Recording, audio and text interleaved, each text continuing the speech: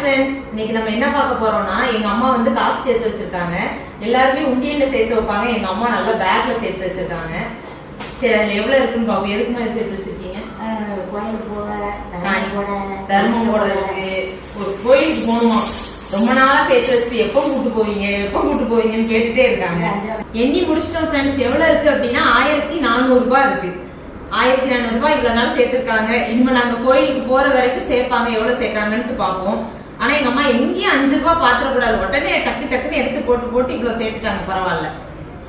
சரி, okay friends, நாங்க எங்கேயாவது கோயிலுக்கு போகும்போது எவ்வளவு சேர்த்திருக்காங்க அப்படிங்கறத சொல்றேன். ஆனா ஒரு சிறு சேமிப்புன்னு இப்படி சேர்க்கறது வந்து ரொம்ப நல்லதுதான். நம்ம வந்து டக்குன்னு ஒரு இடத்துக்கு போறோம், மனசு வராது. இப்படி நம்ம அதாவது 5 ரூபாய் காயின் 10 ரூபாய் காயின் அப்படின்னா நமக்கு இன்னும் இன்ட்ரெஸ்ட் வரும். 1 ரூபாய் 2 ரூபாய் விட 5 ரூபாய் 10 ரூபாய் ரொம்ப இன்ட்ரெஸ்டா வரும்.